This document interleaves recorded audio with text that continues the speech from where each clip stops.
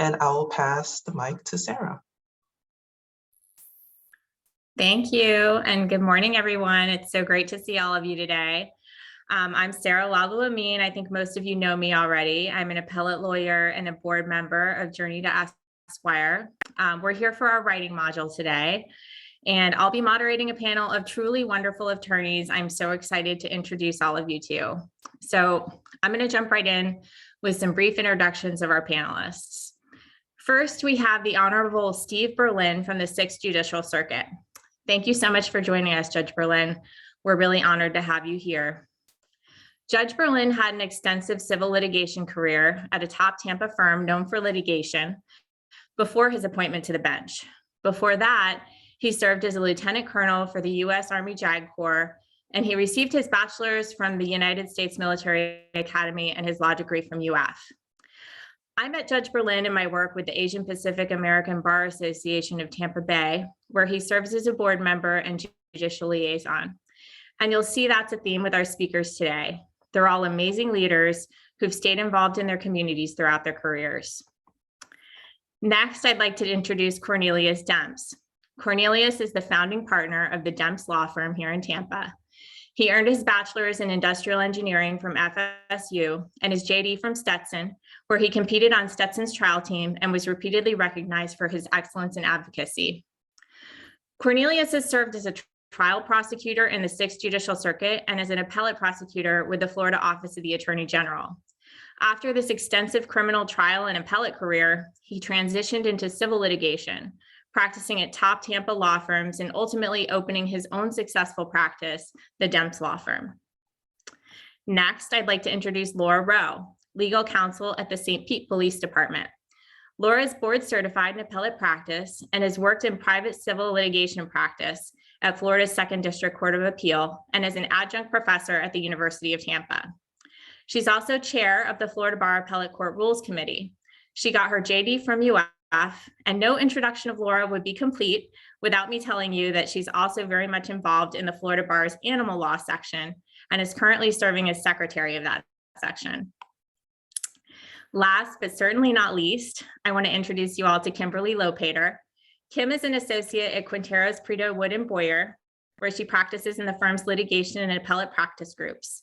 Kim got her JD from Stetson and her undergrad degree from FSU with a double major in political science and international affairs.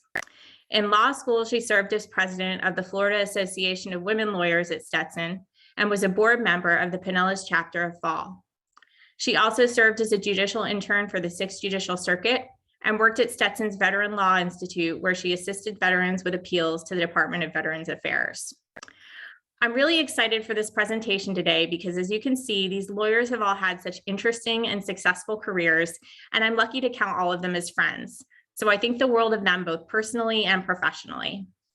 So because we're here to talk about writing today, and because I want you to learn more about these amazing lawyers, I'd like to start out by going one by one and giving each of them an opportunity to go beyond this Cliff Notes version of their careers that I gave to share with us through the lens of their writing, their careers, their trajectories. So they're going to tell us a little bit about the different types of writing that they've done at each stage of their careers and what they've learned along the way. After that, we'll do panel questions. I have some questions of my own, but I know that our speakers are most interested in your questions, so please don't be shy. These are some of the nicest lawyers that I know, and they're here to get to know you too, because just like I told you all how amazing they are, I've also told them how incredible you all are. So that's why they're here today. So Judge Berlin, let's go ahead and start with you. Tell us a little bit about your career through the lens of your writing.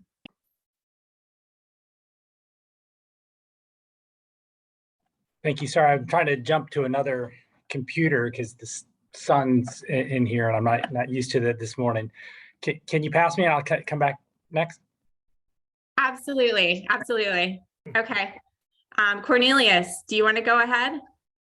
Well, I guess if the judge orders it, I have no choice, right? So here I am. Yeah, it's been ordered. Don't want to be contempt on a Saturday. Nobody wants that. Good morning, everybody. Again, my name is Cornelius Demps. A little bit about me. I'm from Fort Pierce, Florida, so I'm a Floridian. born and raised. A little bit about I guess, my career trajectory through my writing. I come from a family of military service people, family of writers, and from a long line of preachers. So writing, researching, writing, reviewing was kind of ingrained in me. Early on as a kid, I was a lay reader in my church growing up. And when you're 10 years old and you have to read words that are really, really big, you don't understand what they mean or what's going on. And then my grandmother and my grandfather would always say, grab a dictionary and look it up. If you don't know it, research and figure out what it is. Some of that tough Bahamian and Southern love, right? To to make you learn stuff the hard way. And with some words, I had to learn how to write them on a piece of paper, and I think that kind of helped me kind of develop my understanding of at least how writing would begin. And then when I was in high school, I had an opportunity to compete on the debate team. And on the debate team, you do a lot of arguments, but you also have to do a lot of writing as well. So I was very fortunate enough to have been given the opportunity to develop my writing skills mostly in high school. I think with my background, a lot of people thought I'd go into political science or English or communications as a major, but I'm a full-blown science nerd. I love Star Trek to a T. I love Star Wars, everything to the whole nine. So I ended up going into engineering, and a lot of people think that engineering is going to be mostly just math, and it is. It's heavy math. But every time there was a report that we had to prepare, I was always the one asked to write the report, and I was always the one who had to present the report as well. Because the one thing about math people is that they don't like speaking at all or letting the world see their writing. So again, it kind of helped me develop those skills. And then when I we decided to go to law school, graduated, and became a prosecutor. At the beginning of my career, I didn't realize that I had a really strong foundation in writing to help me transition to that role as a prosecutor. Prosecutors, we try a lot of cases, but we do far more motion practice, I think, and far more evidentiary hearings than people realize. And knowing how to write is one thing. Knowing how to write well is completely different. And most writing is either write objective or persuasive. Your advocates, it's going to be persuasive writing. So having those years being a trial prosecutor of learning how to organize your arguments first, then honing them in a succinct way, and then and making sure that you make the argument as quick and as powerful as you can on paper, so that by the time you get to the courtroom, you've already won that battle. And that's a skill that transitioned for me well into appellate writing, because as Sarah can tell you, and as Laura can tell you as well, when it comes to the brief writing and appellates, you win on your briefs control 95% of whether or not you're going to win the case. The OAs are fun and they're good. I've done several of them, about 26 of them, no, 28 now in my career. But when you get to oral argument, I mean, the writing is kind of speaks for yourself. And that's really kind of where my trajectory of writing has gone. And then since going into private practice and starting my own firm as well, I've had an opportunity to continue to hone those skills, develop those skills, and also learn from other writing styles of either colleagues or opposing counsels that I've gone against as well, to not steal what they're doing, but kind of see what's going to be the most effective. And just know when it comes to writing really is an art. When it comes to rules of spelling and grammar, yeah, you guys should all know that cold. That shouldn't be a question. But how you're going to make those arguments, how you're going to be the most effective, that is a personal skill set that you will develop over your career. And just give yourself the time to, allow that skill to grow. Thank you, Cornelius. I see Judge Berlin's back on with us. Judge, do you want to go now, or you want to, I can do one more person? Oh, the other one's set up. I'm going to jump over there. It's this light's really bad here. Yeah, no problem. Let's move on to Laura. Okay, I can't guarantee that my dog won't distract me more while I'm talking. She's literally never joined a Zoom call, so she must really like you guys this morning. So I have one caveat to my introduction from Sarah, which was such a nice introduction. She promoted me to being board certified, which I am not yet. But I will say that as far as my career and writing goes, like Cornelius, I really loved writing as a kid. English was always my favorite class. I did an English undergraduate major because those were the classes that I performed the best in. And, everybody likes hearing good job from their teachers, right? But I will say that when I started my clerkship at the 2nd District Court of Appeals, that's an appellate court here in Florida, I realized I knew nothing about writing. And even after law school, I knew barely anything about legal writing. And so I really learned that becoming a good writer is something that you hone throughout your entire life. So don't get hung up now if you are still getting a lot of really good feedback from your professors and from your editors. I really think that if someone takes the time to give you good editing feedback on your writing, it means that they love you and that they want you to succeed. And so we should all really be grateful to those good editors in our lifetimes, because there's so much we can learn from them.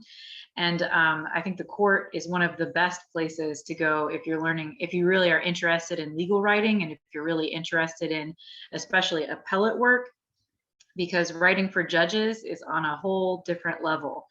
Not only do you there like read the briefs like folks like Cornelius prepare, and I agree with him, briefs are probably like 80 to 90% of your argument. It really gives you an opportunity to frame the issues and outline your research in a way that can really, I think, persuade from the outset of the issue, because the judges, they don't really know anything about the case until they pick up your brief and read it. If it's well organized, if it makes sense, if it's easy to follow, if it's well supported by case law, it's so much more persuasive than, if it's something that has a lot of like spelling errors or grammatical errors, or it's confusingly organized, it's hard to find what you're looking for, things don't flow from one thing to the next. So I completely agree that, persuasive writing is just one of the best tools that any lawyer has. But so at the appellate court, I had the opportunity to read briefs from good writers like Cornelius here, and then also to help draft memoranda for the judges, and then ultimately draft what would become published opinions. And opinion writing is some of the hardest stuff that I've ever done. It's edited by some of the best editors, I think, in this state, maybe even on the face of the planet. I became a much stronger writer thereafter. And I will say, to hopefully help encourage you guys, even before I started working at the court and my writing game went from, I think, like 0 to hero, I was able to actually get a couple jobs in undergrad and in law school just because of my good writing skills as a whole. So if you have something where you're submitting a writing sample, or even where you're submitting your resume, take the time to make sure that you have consistent formatting and that it really demonstrates your expertise in the area. I can tell you that at least one job that I received at a law firm during law school was because my resume was the only one without grammatical errors. And that is a badge of honor that I will happily wear for the rest of my career. So I just want to encourage you. And I'll say after the court, now that I'm in sort of I won't say private practice because I still work for a government agency, but writing is still a part of my everyday. Being able to write well, being able to read opinions, and that's all, your ability to read and comprehend and find what you need very quickly, especially when there's an emergency on the phone. If I have like a magical phone here that if it rings, I have to answer it no matter what happens. And it means that I might have like 10 minutes to go pull up an opinion and find the answer to a legal question that I need. So being able to write well also helps you read well, especially in the legal community, because there's a real pattern that unfolds the more that you do it and the more that you read published opinions. And it helps you really get to the heart of the opinion quickly so that you can get that information that you need to solve those problems. I also was able to teach writing for a while, which is one of my favorite things. And so if you ever need something edited and you don't mind that I will love you and give you lots of edits, please feel free to send it my way. Always happy to help. That's great. Very insightful and very kind. And you'll have to excuse the inadvertent promotion, Laura. I did rob it from somewhere. So you apparently have been given an honorary board certification of sorts. I mean, that's wonderful. Yeah. I think that's just because if you've ever, if you know Laura in her many worlds, and one of them where I know her is the Appellate Court Rules Committee, where I have heard her debate grammar like none other, and she's always right. So yes, she wears all those badges of honor very proudly, including the honorary ones. So, I forgot to say 2 spaces or dot, 2 spaces between sentences forever. Praise be. Sorry, I just wanted to add that. We got a thumbs up from Kim. Is that right? Or was that a one space? Okay. And then Cornelius, was that a thumbs up or a one space? I'm team two space for life. Two spaces for Okay, life. all right. I think we may be unanimous. We'll have to ask Judge Berlin. And guys, we are such nerds. I probably have to explain what we're talking about. In fact, Laura, let you explain.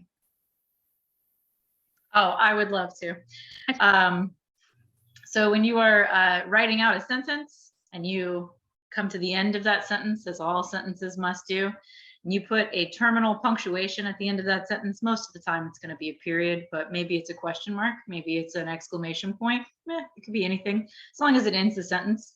You then hit that space bar twice before starting your next sentence with a capital letter and moving on. There's much debate, I'll say in especially the legal community, but in writing everywhere, over whether you should do two spaces or one spaces. And it can even get really, really into the weeds about, what the first printing presses used, which were like then called M spaces and N spaces, because N spaces are like the size of the character N, M spaces are the size of the character M, means they're bigger. I can talk about it all day. There's a rich history there. And I'll say that some folks feel with like justified fonts, where you make it so that your text goes equally across the line. So it looks like a square instead of like having it all lined up on the left and writing it that way. I hope everybody can follow me there. Folks say that those automatically create extra space between sentences. I don't like it still. I think you need enough room to conclude your thought before you begin the next from a spiritual kind of standpoint. I like it. It's like I don't know. It's hard to tell if the sentence is ever really over if there's not those two spaces there. And heaven forbid you end your sentence with an abbreviation. Oh my God, we do that all the time in writing because we use folks' initials instead of their full names. And in the law, we love abbreviations. And in especially in my world now, with a paramilitary organization, we abbreviate everything. Everything is an abbreviation. So you're bound to end your sentence with an abbreviation. And if you don't put the two spaces, it might look like your sentence just goes on forever. Nobody wants that. Have those two spaces there. End your thought before beginning the next. That's all I'll say on the subject. Unless you ask me more questions, in which case I have more to say. I just want to briefly add one quick thing to this and I'll go on because this is a long debate. So I think the really issue between the two space and one space is because two space was kind of like what you were taught back when typewriters were really popular. And then naturally, because typewriters followed the QWERTY format and then computers followed QWERTY, the idea was we were going to keep doing two space. But in the age of text messaging, Facebook, Instagram, DMs, all that stuff, we've totally got away from that. And there's this belief that, well, because it's electronic typing as opposed to typewriter typing, we don't have to do two space. We can just do one space. I completely disagree with that. I think two space is easier to read. It comes back to my original foundation. And as writers, I do believe that the art of writing itself is dying because we are in this age of text messages and voice memos and things like that. And you can see people who prepare legal writing briefs the same way they would post like a blog online. And I just think that just looks unprofessional, in my opinion. So yeah, I'm definitely team two space all the way. Follow up on that. If you hit two spaces on your text messaging app, it automatically inserts a period. That's right, saving you time and money and team two space. And also, it was not the typewriter that invented the two spaces. Like I said, Benjamin Franklin, when he invented the printing press, used what's called an M space between sentences. That is a double space. That's a two space. I'm just saying, the typewriter was not some sort of revolution. I, again, love this debate. You see how excited I get about it? So yeah, we can talk all day, but I just want to follow up. I hate this myth that it's the typewriter that needed two spaces or monospaced fonts. No, there's still a place for two spaces, even with current fonts. Thank you, Laura. I have thrust upon you all a partisan side on this debate, clearly. And there is another side. I too am team two space. The appellate section of the Florida Bar has been quoted in national publications on this topic. It's kind of silly, but at the same time, everything, punctuation and grammar catches the attention of appellate and writing nerds. So, gosh, Judge Berlin, with that, we'd like to turn it over to you. And again, thank you so much for joining us today. We're so honored to have you here. Thanks, and sorry about jumping over. Is that I'm normally in here in the courtroom, not in chambers on Zoom, and I wasn't expecting the sun to hit quite like that at the time. Hey, really, Cornelius has a good point. I want to kind of part of us bring this back in on what we're talking about here, right? Making sure you're communicating properly, and he's in the ways that people like blogging, DMing, in their ways to in advocacy. And I wouldn't, well, I didn't want to bring anything here to show you examples because I didn't want to, embarrass any attorneys that are out there, because I'm in family division, so we kind of hit the full gamut. But I have, some brilliant writing that, I was thinking like motions for rehearings, and the first one I had, and it listed out, authority, here's what happened, here's the facts, here's the authority, here's why it's wrong, here's why we need to reconsider. Beautiful. It made it very easy for me. And I looked at it, and I looked at the record. I'm like, yeah, I have to grant a rehearing. That was appropriate. Then I have some other people, I swear, that they were just sitting there, they just wrote some things down without listing a single bit of authority, using concepts like my client feels, which I think is also maybe projecting something. But when they say, I feel, okay, I feel doesn't move you past a post-final judgment. So really a bit of, my path is, like I had a very similar undergrad degree to Cornelius. He was in industrial engineering, I was operations research, systems engineering, very, very similar. And so a lot of technical, soft engineering, math, and so forth with that. But then I was in the Army at first as a prosecutor. I balanced my 13 years as a JAG as a prosecutor and as in-house counsel. So kind of like what Laura faces now as general counsel. And there's two types of writings you do. And I was, prosecutorial focused writing, and the military, everybody likes it very succinct, not a lot of flowery language. And I think anyone who reads Army writing will say this is boring. And it really is boring. And even our clients, they don't want a 10-page memo. They may want an executive, or if you have to back that up, your argument should be almost in an appendix. They want to see right up front, can I do this? And what are the key risk areas in making my decision? Then after that, you may have your flow and your analysis, which is really more for other lawyers from higher entities that would be reviewing it. So if I was at a brigadier level in the Army, then okay, what's division or big Army thinking when they're seeing why I did what I recommended? So it was very technical. But then when I retired from the Army and I joined a civil defense firm, and I was like hit in my face. It was, my boss was so demanding, and it was wonderful. And to have such a good writer, and everyone had to write well there, and he beat me up a lot.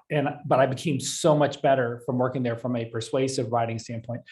We didn't have the one space, two space arguments. There was Oxford comma, and he did not use it. And people would fight, and he would say, I'm the boss, I don't care. And people would say, I don't care. And so I had to deal with that. And it was very painful for me.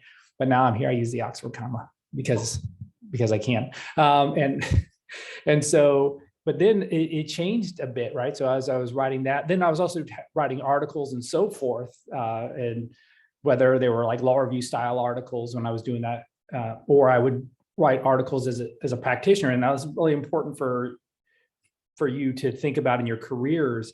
They're not things you're going to want to get necessarily published, right? They're actually more for client development or trying to boost yourself amongst your peers. So think about like the HCBA Lawyer Magazine or the Paraclete or whatever, right? 500 words, a little bit of authority in there, and just real quick writing, right? But getting out and doing that, again, that's a know your audience thing. But now here I'm on the bench, and my writing is now not made to be persuasive. I mean, I may have to try to persuade the second DCA. I mean, that's who I'm trying to persuade that I'm right, but it's not that type of writing. It's authoritative, saying, this is what I saw. Here's my findings of fact and everything, which then is actually kind of neat now as I think backwards, and it's probably helpful for you, is make it easy, again, knowing your audience, make it easy for judges to rule in your favor. Here's a bunch of facts that I can easily accept as findings of fact, as opposed to other people who just throw a bunch of stuff out there and try to confuse you,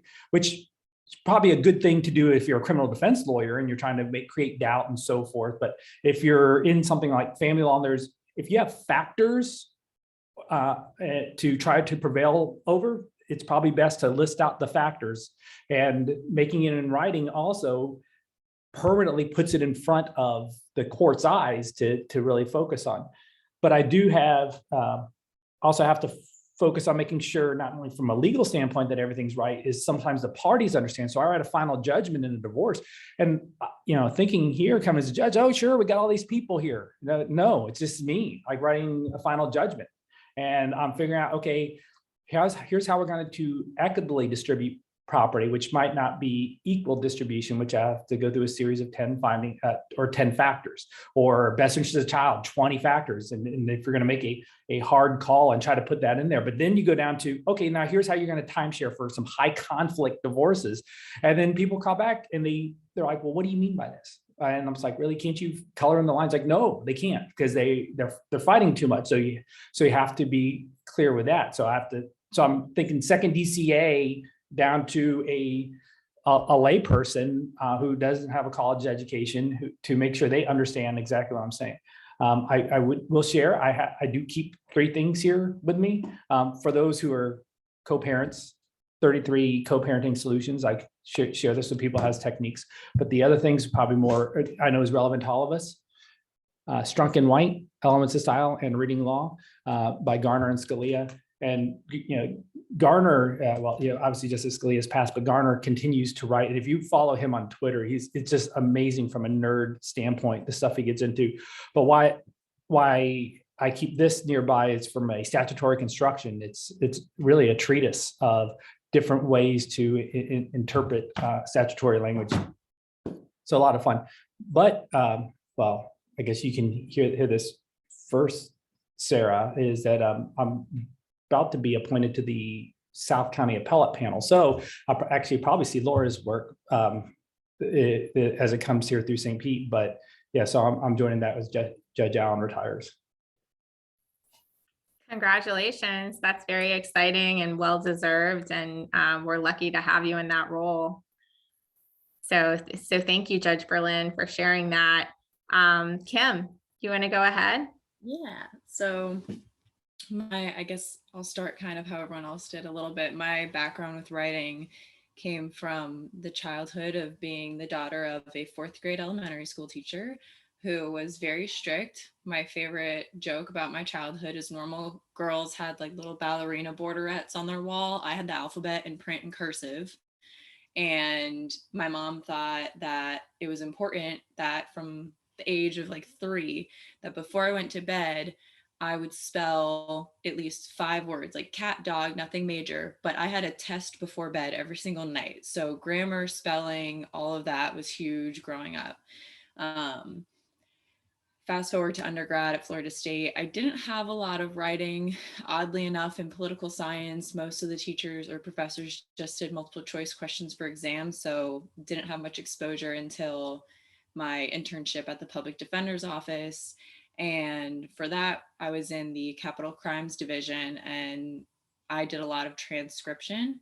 That was really my first kind of legal writing that I had to do, and it was a big eye-opening experience because I would listen to the transcription maybe 3-4 times for certain things that I couldn't understand, because it was ingrained in us. You have to make sure that either you write everything word for word, or you put the right explanation of, whatever the acronym they had for when you couldn't understand something, because this was witness testimony. From that, going into law school, I'm sure a lot of you can probably relate to the first written exam that you had in law school, where you were like, this is great. Like, for me, it was criminal law. I went in, I took that midterm. I was like, wow, I'm going to be a federal prosecutor. Like, you're welcome, professor. Here it is. I don't know. I think she's still there. Professor Scully. She was my crim law teacher. And I was like, I'm going to be her favorite student. Like, we're going to be best friends. And I get my midterm back and I was like, dropping out of law school. I have to find another career. What am I going to do? My writing is terrible. This teacher or this professor is going to hate me because, you know, what's happening. But it was kind of the experience where everyone talked about was, you know, you take that opportunity. And I went and sat with her in person and she explained that you have to write in legal writing as if you're explaining something to an 8-year-old. And I don't know about you guys, I don't know many 8-year-olds. So that was a little interesting concept to figure out, but it was kind of realizing through looking at other examples of other writers of what that meant. Going to academic success was huge for me because I asked them for samples of like bar exam essays or, you know, whatever other resources they had. Because I always considered myself a strong writer in terms of grammar just because of my mom. But it wasn't until you go to law school where you really get the slap in the face reality of, okay, this is a different kind of writing, that persuasive writing, but that clear, succinct, you know, IRAC or whatever you guys use. That was something that was new to learn. My first internship in law school was with a judge on the Sixth Circuit, and I was with another intern who taught me a very valuable experience about how important citations and proper citations are in legal writing. She cited Wikipedia in a memo that she wrote for the judge, and that became a lesson for all of us. And she was a 2L at the time, where you kind of have the realization of you took your intro writing classes in law school, like you should know better. But the reality was she just didn't have a lot of writing experience for something for a judge. And he used that as a learning opportunity for us. And that was kind of the introduction of, okay, so it's not just making sure that you're getting your arguments and you know, what Professor Scully taught me about the format and getting things right. It's now adding in how important citations are so that your, I guess, legitimacy is the best way I can describe it, is taken seriously. And I think maybe even in law school, I viewed citations as something a lot more difficult because I viewed citations as what you need to perfect if you want to get on law review. Do not want to do law review, so I didn't work on that, but keeping the Allwood Guide or the Blue Book, I use that regularly. When I was in the Veterans Law Institute, we didn't really use it that much in there, but then I interned in the bankruptcy court and she had us using those citations when we did little memos. I will put that little shameless plug in for the Veterans Law Institute. If you guys haven't done it, if you're interested in any way, I would recommend doing it because it's the only clinic you can do on campus. And I think it's still like 5 credits. It's a really, really good opportunity. Once I, you know, graduated and got my first job, it was a unique opportunity because it was a firm where I worked previously as a law clerk, and the managing partner just lost his associate who was on his appellate team. She moved to Colorado, gave him not much notice. He's like, listen, you're brand new, but I've seen your writing before. It's not perfect, but it has potential. It's like, okay, thanks for the compliment, I think. He's like, yeah, so we'll do this. We'll hire you on. I'm like, okay, this sounds promising, I think. First year associate doing appellate work, I just thought it was a different kind of law practice. And it wasn't until I got in the game that I realized, oh, wow, okay, there are a lot of rules. Like the Team 2 Space thing cracked me up because I did not realize how enthusiastic people were about Team 2 Space. I was fortunate enough that I met Sarah before I even went into this practice. And it was kind of ironic because, you know, the fact that we knew each other, she introduced me to the appellate practice group.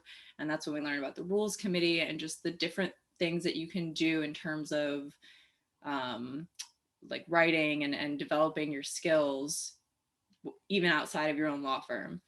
So I started to do some brief writing at my firm and a lot of red lines. You may learn from any experiences you have with other attorneys. They have very, very specific ways that they like things to be written. And especially when you have attorneys who have appeared before certain judges and they know those judges' styles. That's a huge help for us when we're just starting off, because that's kind of when you learn, okay, now I have the basis where I know how to write to an 8-year-old. Now I know how to cite. Now I have to learn how I'm going to use this to work for this judge to be persuasive, or this panel in the appellate world, to make sure that you're being very, very clear. Because I think one of the biggest lessons I learned from starting practice was really, you're trying to build your reputation, and imposter syndrome is so real as a new attorney, that simple things like having good writing and getting those critiques early on and being open to them and showing your bosses that you're open to those critiques can be really, really fundamental in growing your skills. So I'm only in my second year of practice, but I would say at least up till then, there have been good experiences. Thank you so much, Kim. A theme that I hear throughout your discussion is resourcefulness. And that's one thing that I was really excited to share with you all about Kim, is just how incredibly resourceful she's been in seeking out opportunities. And those opportunities are everywhere. So, it's definitely something to think about when there's a challenge that you feel. Just seek out those opportunities. And if you can't identify them yourself, speak with any of us, speak with Professor Hardrick, and we can point you to them, because especially these days, they're everywhere. Lots of resources out there. So before we launch into questions for the panel, I want to take a pause and see if anyone has any questions based on what you've heard so far. And please, again, don't be shy. These are the nicest people ever. So, so please don't hesitate to ask questions and to chat. So anybody has anything they want to ask?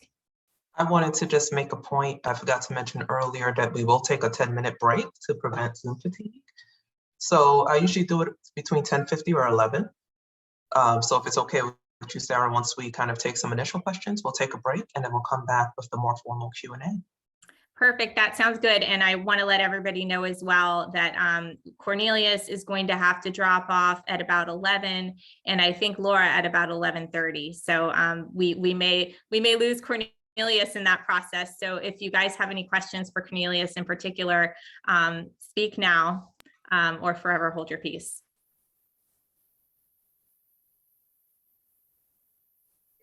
I have one. Okay. A student has one. And feel free to drop them in the chat too, guys. Yeah, so Cornelius, you're a pretty new attorney to have done 26 oral arguments. Can you talk about, because I know, Sarah has talked about a little bit about her process of becoming board certified. I know another friend of the program, Jared Crooker, is on the Florida Bar Committee and had to make arguments in favor of diversity and inclusion by saying, hey, you all are requiring X amount of briefs and oral arguments, but the reality of practice means young attorneys are not able to get those things early, and particularly attorneys of color and women. So how is it that you got so many oral arguments as a newer attorney? Sure. So as a new attorney, yes, so I got, let me try to do the math on this right. I graduated law school in 2010, and then I became an appellate prosecutor in 2014, so about in my 4th year of practice, because of my foundation of being a trial prosecutor in the 6th Circuit out in West Pasco. And I would say definitely you will get a lot of oral argument experience doing criminal appellate work at the government level. I was at the Attorney General's office. I had colleagues who were at the appellate public defender's office, which actually sits in Lakeland. Or at least it does now, I guess, before the new DCAs get created, but that's where they sat. And it was great because I had a great opportunity to further hone my writing skills. I also got to be around more experienced attorneys who had done many oral arguments and had written a lot of briefs, even furthermore briefs that you really rely on their advice. But that is the beauty at the beginning of your career when you work for government. You're going to get the experience whether you want to get it or not. I mean, that's that's really about the difference between, I would say, private practice and government type practice. Private practice, you have to earn your time, you got to get your billable hours. If you get to court, you're probably only there because you're carrying a briefcase for one of the people actually trying the case. And even then, you're probably the second person bringing it. In government in Newport Richey, even when I started as a prosecutor, I mean, I was doing a murder trial at 9 months in. And I mean, it was a mixture of us thinking like, yeah, we're good lawyers. And also our supervisor saying, hey, we got, 20,000 cases here on the West Side. You got a JD in a heartbeat. You got to try this case, you got to move it forward. So I would say definitely get that as much as you can early on in your career. And the beauty of the office that I was in, we had a lot of opportunities for oral arguments because in the appellate division, we had a lot of people who loved to write, but didn't like going to court. And so there at one point was a move by Bob Kraus and John Klawkowski, who were the people running the office at the time, was we're going to bring in more trial level prosecutors to come in here and actually build their writing skills and also go to court more often. So, I mean, I would average at least 7 to 8 oral arguments a year. And then around my 20th oral argument, that's when I was selected to argue at the 11th Circuit Court of Appeals before the federal judges. And that was a great opportunity, a great experience that I had. And now I have my 28th oral argument, my 29th and my 30th now scheduled as well. So I would tell you, definitely get that government experience out of the way first and early on in your career so you can get those opportunities, and that'll give you the value you need going forward. Thanks, Cornelius. And something I want to ask you to share with the group. I've had the pleasure of watching Cornelius's career and watching him open his own practice, which I think is, one of the most fulfilling things that you see anybody do. It's a really beautiful thing to watch. And so I was wondering if you could speak to that a little bit about, the process of making that decision and going out there and doing it. Sure. So I kind of had the idea of opening up my own practice back in 2017, which was like right before I got ready to leave the AG's office. And I talked to my other colleagues who had gone out on their own and kind of got a lot of advice and spent that time. It's written it's all things there's a season of education and preparation. So I asked all my friends who were successful and all my friends who had opened their practices and closed quickly, like, what do you need to do? And I think the first thing that we did, or at least that I did, was, at least form the firm, form the entity itself on Sunbiz, made sure I paid the fees to keep it active, and then spent myself some time, purchasing a website and understanding how things worked.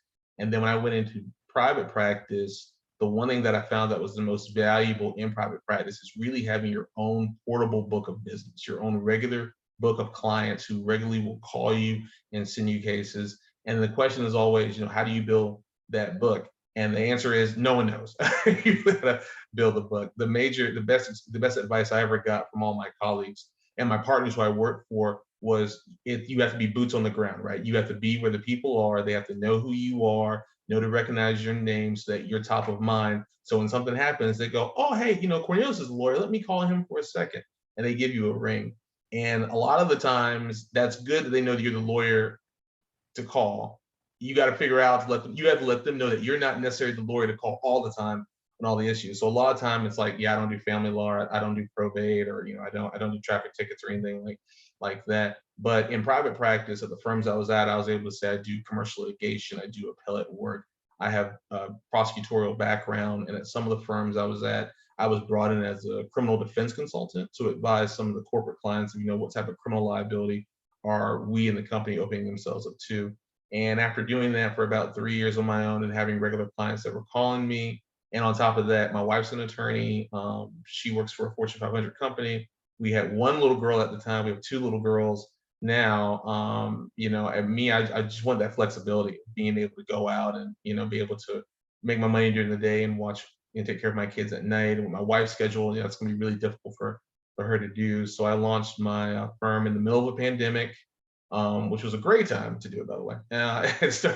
It started my own practice. And I think the one thing that was the most surprising for me was how much support I got from people who I really hadn't talked to in a long time. But when people found out I was on my own, I was getting calls all the time. Opposing counsel I dealt with on cases found out I was on my own, and they contacted me.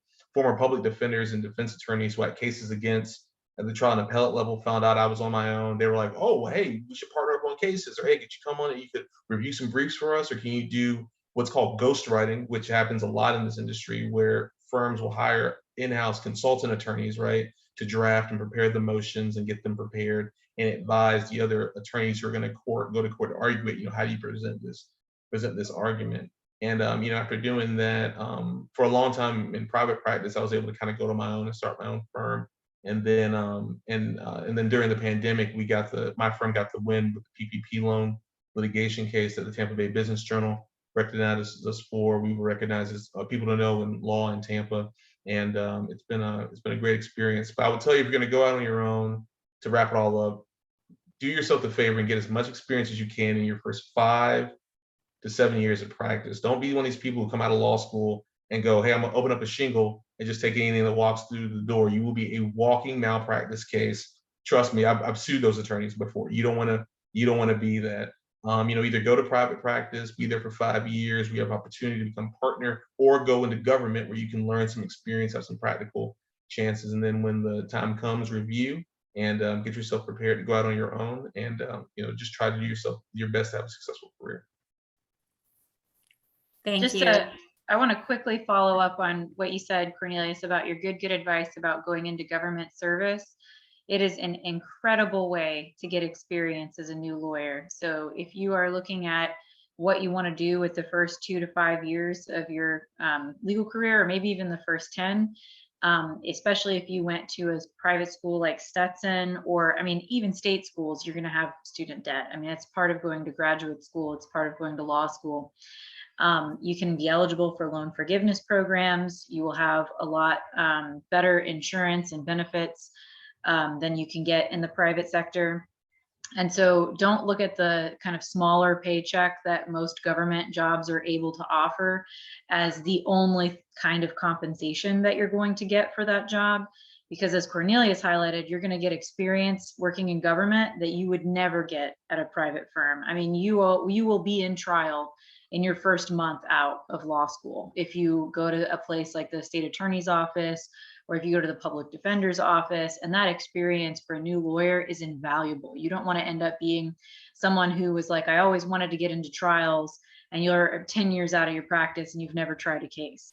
The best way to ensure that doesn't happen to you is to go to someone like the state attorney's office, go to the attorney general's office. There are tons of ways to get involved in government service.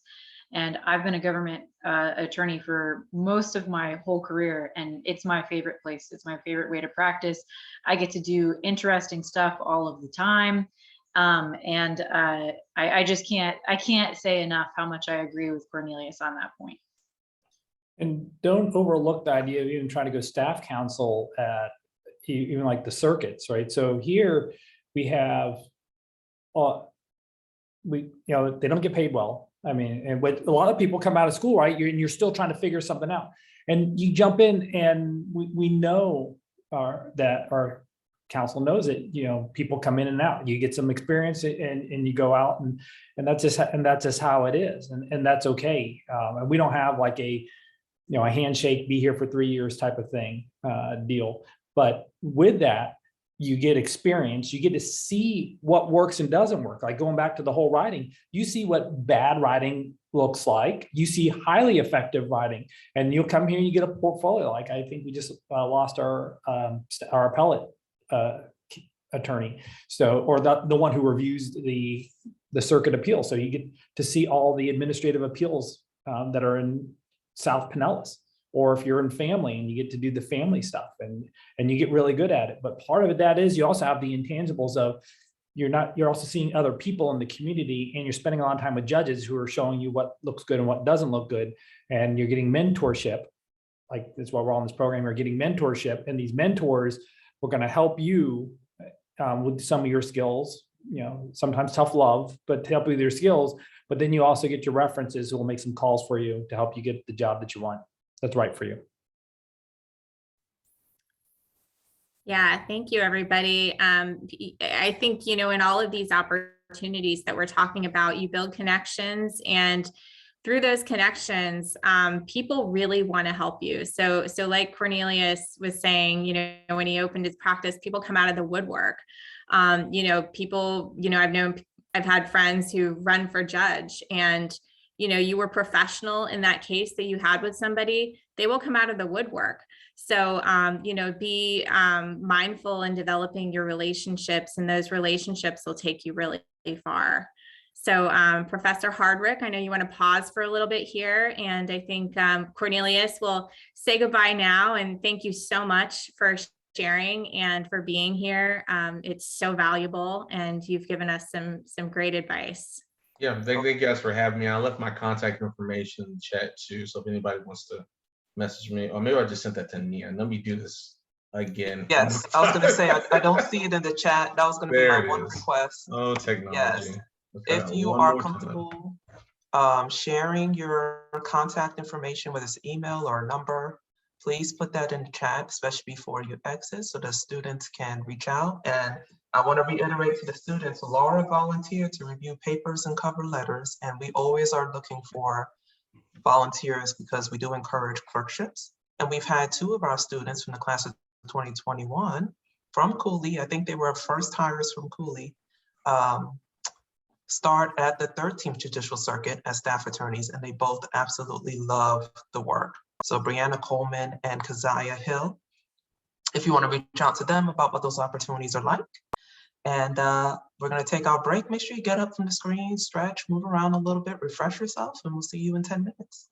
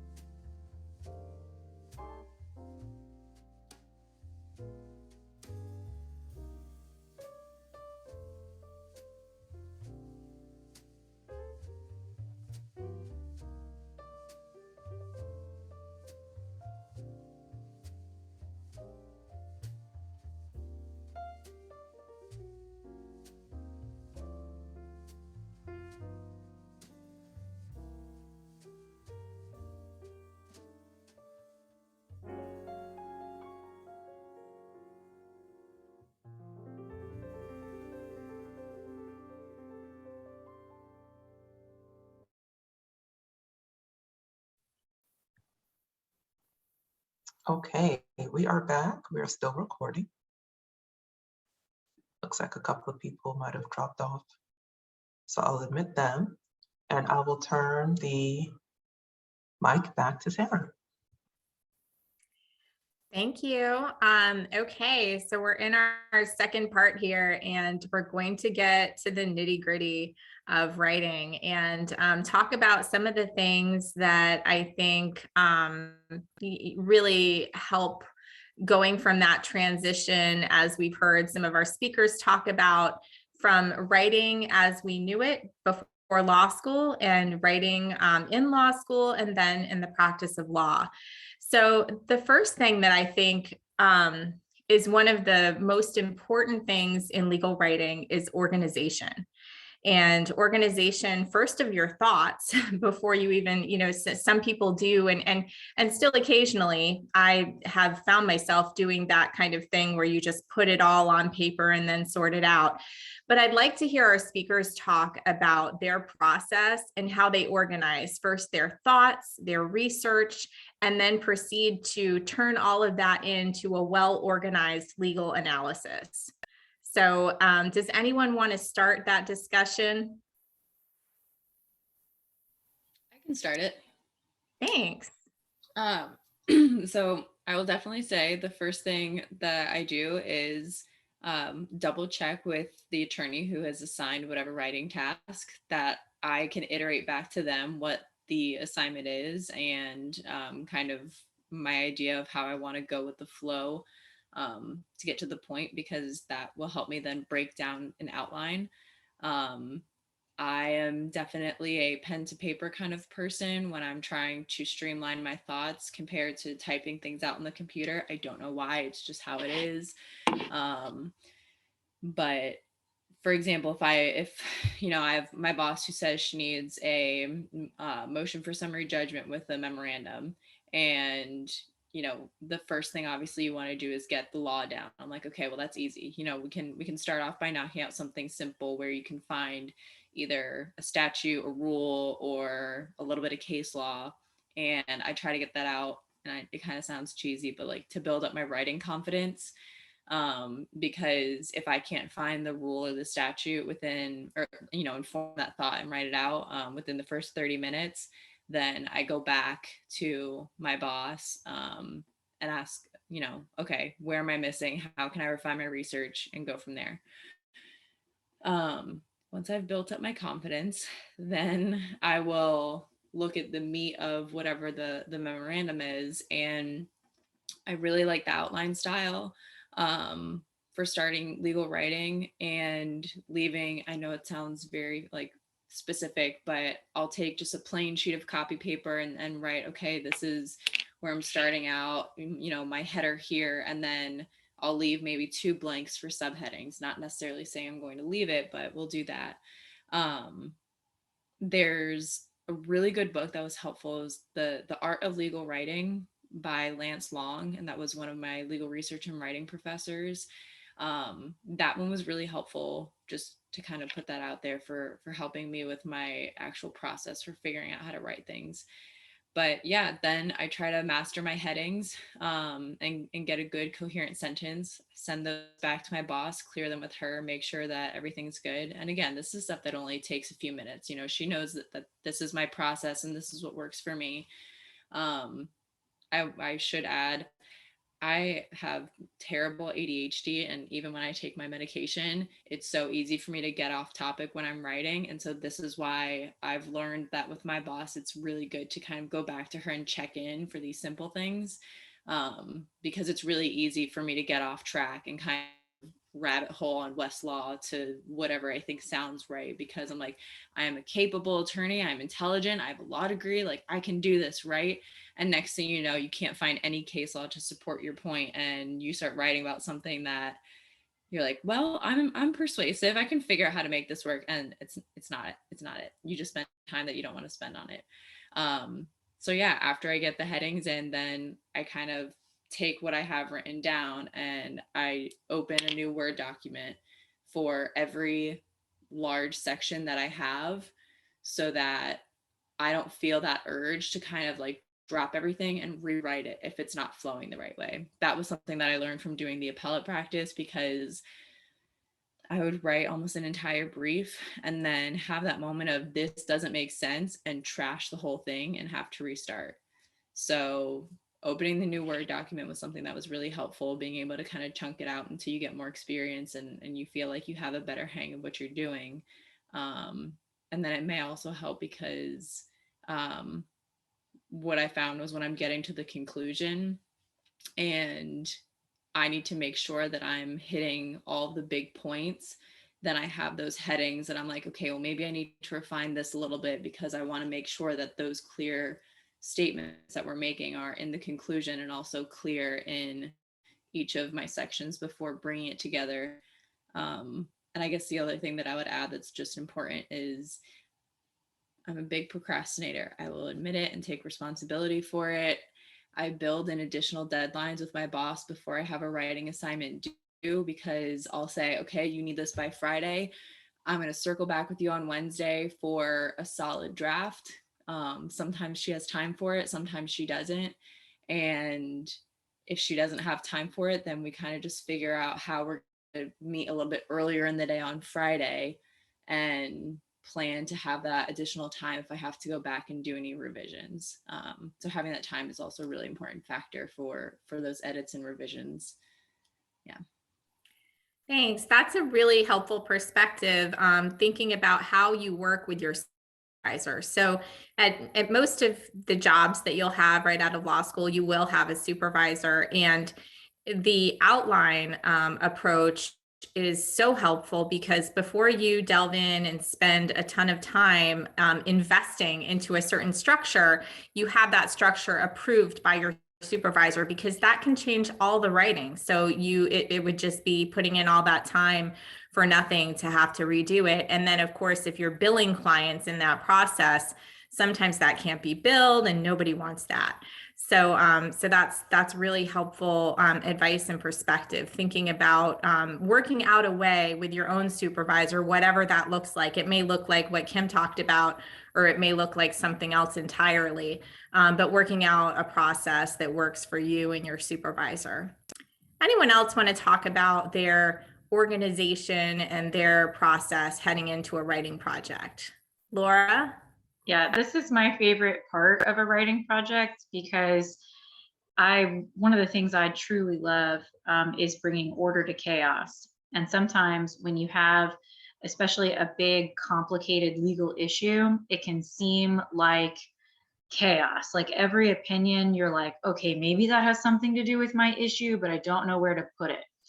Before I even start researching, I do what Kim was talking about, where I outline what I think the issues are, and I start breaking down my legal questions into what I like to say are kind of like thesis statements, and those act as my headings. I will 1000% of the time go back and change those, especially if I'm writing a persuasive document. So I'm not attached to them. They're for me. They're not for anybody else. I just write down, and it might be something as simple as officers have probable cause when, right? By putting it into that thesis statement, I know I've narrowed down what it is that I'm looking for when I start reading cases. And it's easier for me to tell from, like, when I pull up a case, whether it's going to be relevant or not. One of the hardest things about legal research, especially, is how easy it is to fall down a rabbit hole when you're trying to find the right case. There are so many interesting opinions out there, and it is so easy to spend a whole day reading interesting opinions that have really no help to you on your ultimate legal issue. And so I found that by outlining ahead of time so that I know what questions I'm trying to answer, when I'm reading a case, I can say, okay, does it fit into, prong 1, prong 2, prong 3, prong 4? If it doesn't fit into any of them, I'm not wasting my time with it.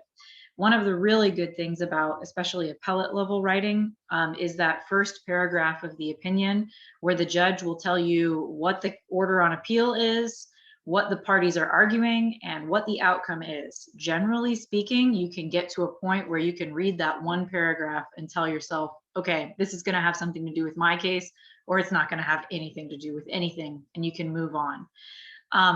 I'll say I really, really sympathize with Kim and her like throwing whole projects away. But let me tell you, it does not have to be an emotionally scarring experience.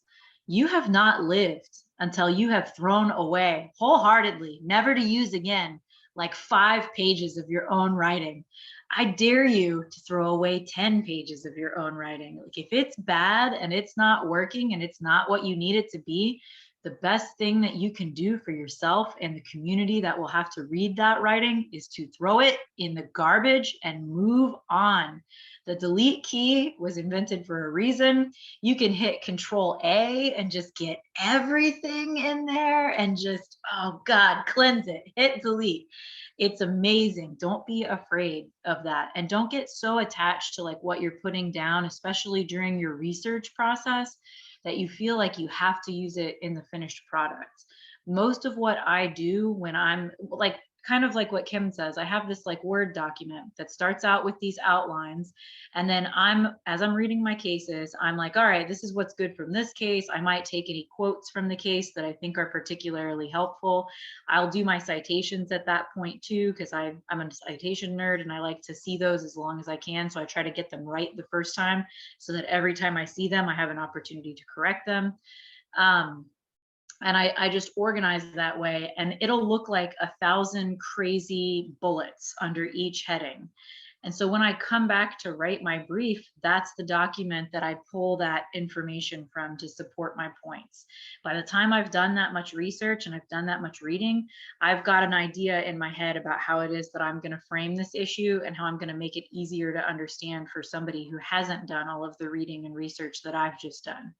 And so you come back, it's a process. There's no, you don't start making a finished product in the beginning. And that's another thing I want to caution you about. I too was a procrastinator in my past life, but with legal writing, you just can't. There's not enough time to put it together and go through that process, which is essential to your finished product, if you don't start early and give yourself that time to really read it, to delete it all, to write it again, and to get it where it is that you want it to be. You want this like piece of writing, especially if it's, you know, a big brief for the partner at your firm, or, you know, if you're going to file it with the court, you know, oh my God, a judge is going to read this. That piece of writing needs to follow you around for a while. It needs to be your best friend. You need to read it a lot, and you need to give yourself the time to like put it to the side, go do something else, and then come back to it with fresh eyes. How many times have you guys read something that you turned in to a professor like a week later after you turned it in, and you found a million embarrassing errors or edits or something like that in it? That's natural. Everybody does that. You get so used to what you've seen when you're writing it that the little errors and the little things that are wrong with it don't stand out to you anymore. And when especially you don't have someone who loves you enough to be your editor, and it's just you writing it before it gets published or before it gets filed, you need to make sure that you give yourself that opportunity to be your editor and to love that piece of work. So I encourage you to just get it all down on paper, get it the way you like it, agonize over it, and then go do something else. Go do something completely different. Don't even think about it for like a day or two. Come back to it. There will be changes that you can make that will really improve that piece of writing. So that's kind of my process. But again, I love writing, so it doesn't bother me to spend like, 10 hours a day working on like one paragraph, right? Like that. I hope it's never been that bad for me, but sometimes it can be, especially if it's that introduction or that conclusion, which I will tell you, when Kim was saying it, it reminded me, I don't write those until the end. I never start out with an introduction. I never, like, the introductions and conclusions are for after I've gotten everything of substance in my paper. And when I start writing those out, just like Kim said, if there's something in my intro that I feel like isn't quite supported, but that nevertheless needs to be there, then you can go back and kind of edit things to make sure that what you need to support that statement is really there. But I'll say, if you use thesis statements for your headings, you'll run into that problem a little bit less, because that thesis statement heading keeps you on track for that item. It shows you where you want to go. And if you're not going there, you can just delete it. It's a distraction because it kind of keeps you organized. We as humans, like, I think our brains are just kind of prone to go down rabbit holes and be interested in interesting things. And for me, that outline with those thesis statement headings is just really the way that I can keep myself focused. Thank you, Laura. That's one thing I heard there is just that fear and discomfort of deleting your own work. For me, it's not always lengths of pages. Sometimes it's one sentence where you said something so beautifully and you like married these elements together and it was maybe went along with your theme. And deleting those can be really painful, but I've had to do it so many times where, I just thought I had this really catchy way of saying something and it just didn't work. And so I remember that advice from law school too, don't ever get married to a sentence.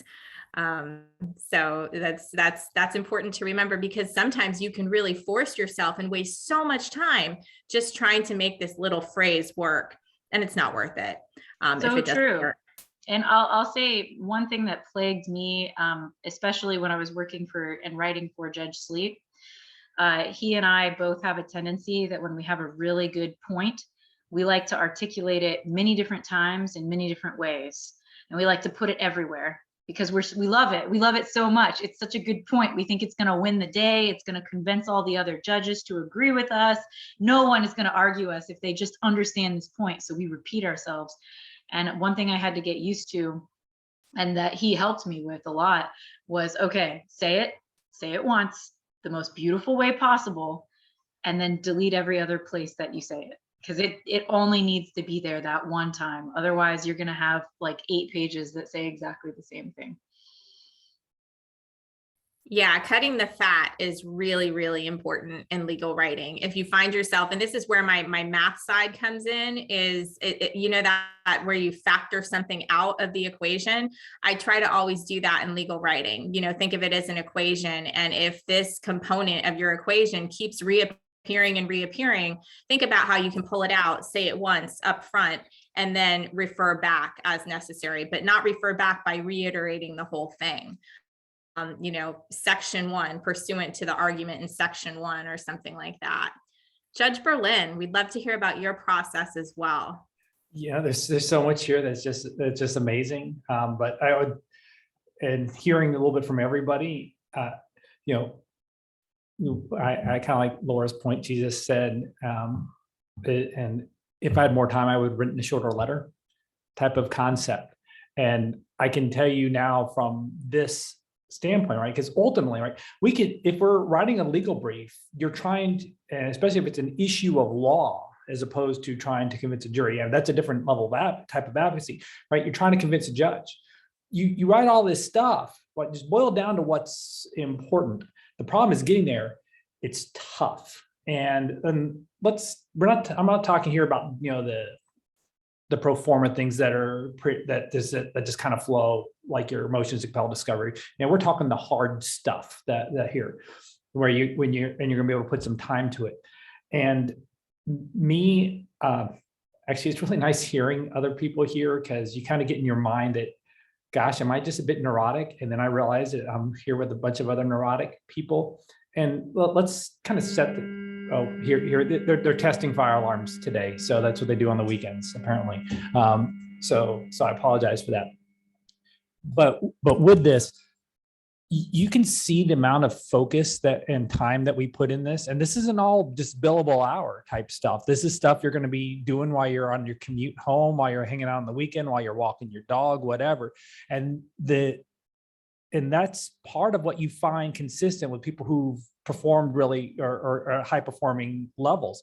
And people say, you listen to case briefs from Supreme Court stuff, like you've been doing that for years just because you do that. Yes, I do. Right. That's a bit of focus of getting to be a high performer in your field. Just like you see pro football players, they didn't just it's just not pure talent that they were born with naturally. They focused that and they developed it and so forth. And we're professionals in this realm, and that's the type of work you need to put forward to it. Now, when it comes to writing, You know, Kim kind of hit close to me when she said a little bit of ADHD, because I'm all over the place. And if you try to like just have a rambling conversation with me, I go from like point A to like point F, and I forget to talk about B through E in the middle, because but my brain's always thinking through those. So with it, if I have the time and I can go through an iterative process, so say something's due in like a couple of weeks, or I'm working on a case, I was a prosecutor trying to find the thing, or I have a case, even now, I'm like thinking we're parties are struggling over fighting over something. And so I'll just like brainstorm it, right? I have my notes, and I'll write them all down, and I'll step away. I'll go do something else. I'll go get some fresh air. I'm in downtown St. Pete, so I'll go walk around Mirror Lake. And I'll come back here. Okay, all right, what am I looking at here? Then you come and you attack it again. And then as I start to do that, I start to populate it into, okay, what's together? What are the key points? It's in really, it's going into the outline. Okay, here's categories A, B, and C, and things start to plug in. Then you kind of have like this other stuff. And I don't necessarily just delete everything off the bat of this process, as I have this other stuff that is out there. And just because those facts may be important later on. But as I kind of go through that process and reiterating and saying, okay, what goes where, then doing some more research and to understand and get some fidelity on things. If I'm in a really tough situation trying to figure out the thing, whether as a judge trying to find the answer, or as an advocate trying to say, what's the thing that wins? What's, if you're thinking Legally Blonde, what's, oh, now they're really getting here. The ammonium thioglycolate moment, those types of things. How do you get there? Is sometimes I need to get some free space in my head. And that's whether it's walking my dog, going for a drive. Used to be when I ran, like it'd be like a couple miles into it when it would all come together. And surely they've got to stop in a moment. They say this is going to go on for a little bit, but I do want to just say before I mute myself again, so you don't have to listen to this anymore, is the cutting room floor. It is so hard. Even yesterday, it was like 5:15 on a Friday, and I was trying to get this final judgment out, and there was this footnote. I had something kind of clever that I just wanted to say in there, and it was so hard to let it go because it didn't need to be there. And I've cut paragraphs, and it just hurts. But from an advocacy standpoint too, whether it's in writing, right? Because you got to boil it down to help. The more noise out there is the less I can focus, right? Like it's harder to focus with this stuff going on. It's same with if you're bringing out 5 pages of extra stuff, my mind's going to be there as opposed to focusing on what's important for you. But I've started telling counsel during arguments, like if I'm ruling against the opposing party, don't jump in and help them. Don't give lifeline to someone who's drowning. Like I've said to there's some people who just can't help themselves. They want to fight. Like I had one where someone was pro se, and I was kind of having to bring her in her box, and then I was saying this isn't helpful, this and this and this, and then so I sustained any objection against her. Then the other party just wanted to start arguing. I said, she's dug herself into a hole. Please don't jump in with her, right? And so you got to remember that it happens in writing and in advocacy. Thank you, Judge Berlin. I was actually going to mention the cutting room floor. Laura and I have a colleague who is a Team One spacer, who shall not be named perhaps, but he talks about the cutting room floor. He's done some talks on legal writing and his process. And so for all of this that we talk about deleting, actually, I much prefer a Control X or whatever it is, and cut it and paste it into a document that he always calls the cutting room floor. And that way, if later on you decide that, no, I was right about that, and that needed to be included, that's the worst. You don't ever want to start all over. So it's good. I'm really regretting that right now for an order I wrote where there was a motion for reconsideration. And I'm thinking, maybe that reconsideration is right, and that I should have used that other one. Yeah, absolutely. That's something to keep in mind if you're doing a motion and you might later be doing a reply, whatever kind of anticipatory extra stuff you had in there for your motion that you cut out might be just the thing that you need to say in your reply, or for example, an initial brief, and then there's an answer brief, and then you do a reply brief. Or maybe you're going to have a hearing and you just want to preserve that content to review your thoughts on that, because tangential things come up at hearings all of the time. So as Judge Berlin, I'm sure, can attest to. So yeah, it's good to keep that information. And I mean, that makes it feel a little better, right? It's your work and you don't want to let it go forever. So you can preserve it into a little document that our colleague like to call the cutting room floor.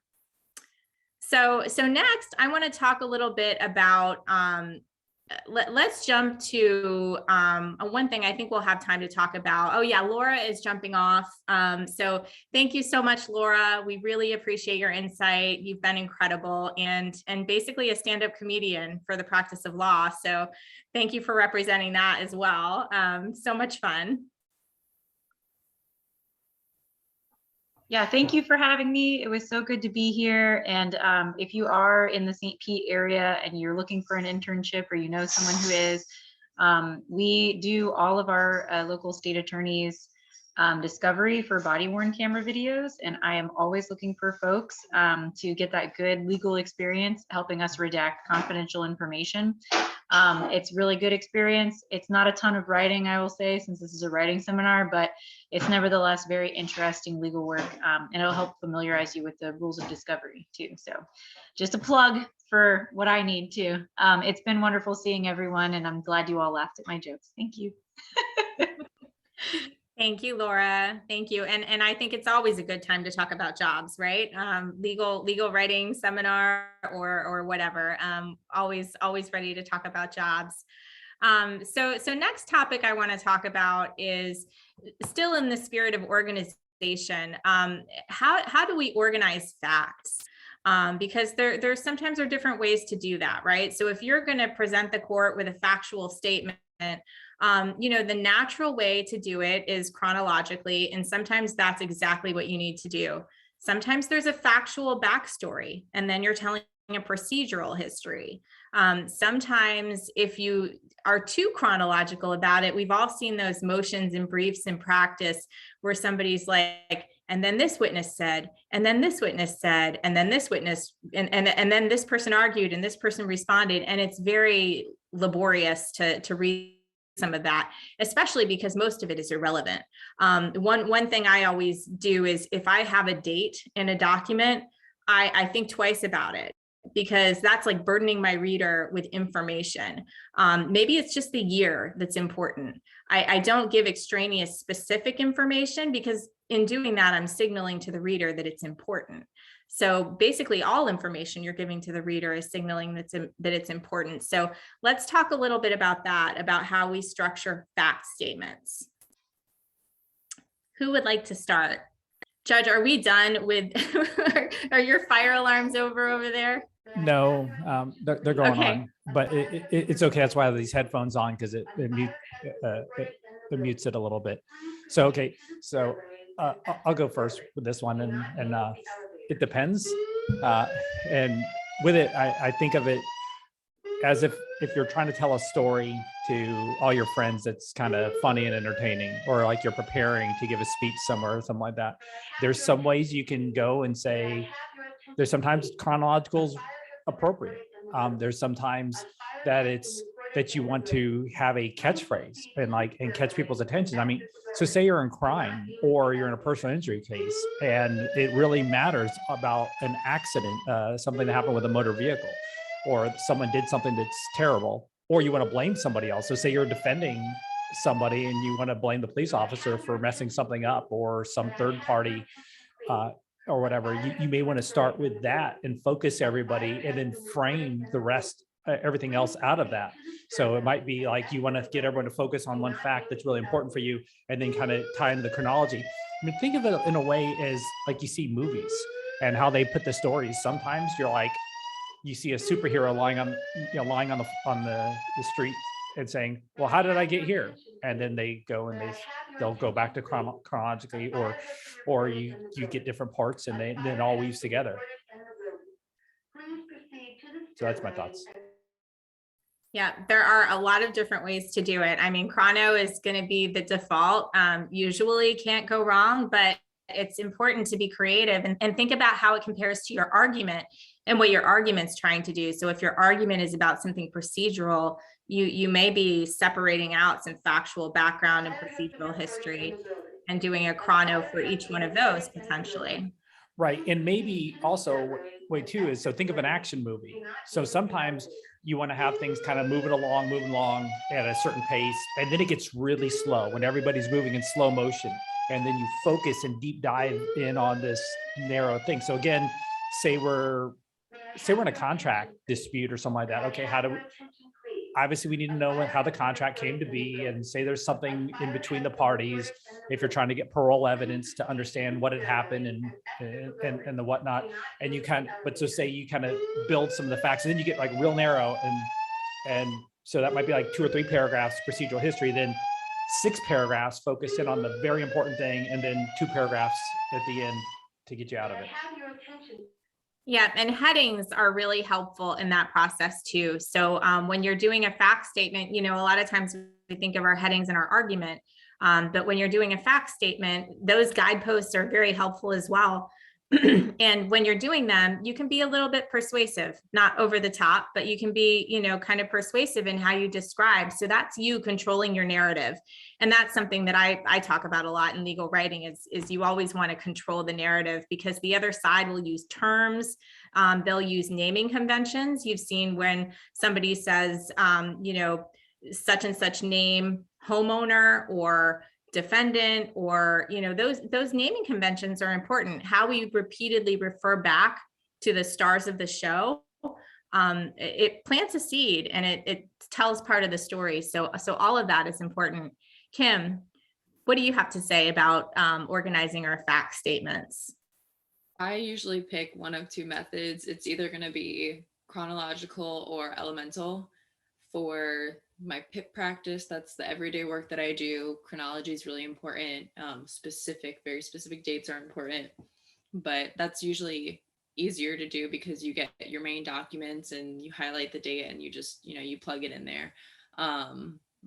When I do the appellate briefs for guardian ad litem, some of the files that you get with the briefs could be anywhere from 350 pages to over 1,000 pages. And what we're tasked to do is go through all of these and identify the specific facts to fit the element to show, whether there should be a termination of parental rights or, whatever the topic is.